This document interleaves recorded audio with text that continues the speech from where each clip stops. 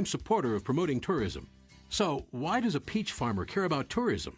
Well, let me tell you a little story about John and Jane. Hi. They thought it would be nice to take a vacation. John had ideas, and Jane had ideas. But as they talked, they couldn't decide where to go. They knew their perfect place was out there. They just had to find it. Jane flipped through magazines. John started noticing the vacation ads on TV. On his way to work, John saw billboards and heard radio ads. Mostly sunny skies. And once he got there, he talked to his friends about where they spent their vacations.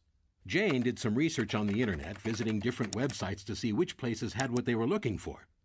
After seeing all their options, John and Jane came to the same conclusion. We found the perfect place. They were so excited, they started to plan their trip right away.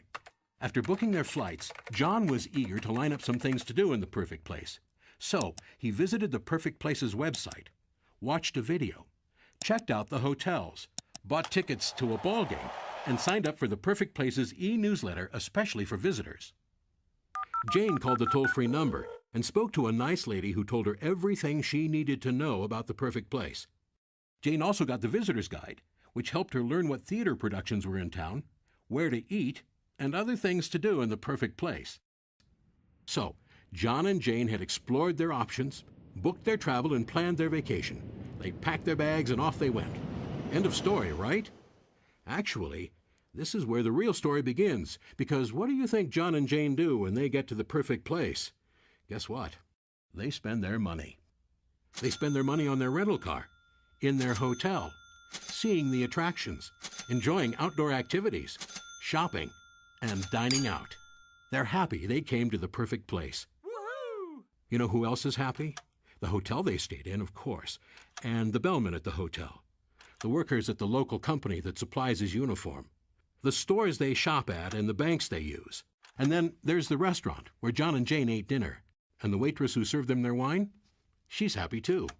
So's the local vineyard that grew the grapes that made the wine, the people who bottled it, and the drivers who brought it into town, and the peach farmer who supplied the peaches for the cobbler that the waitress served John and Jane for dessert.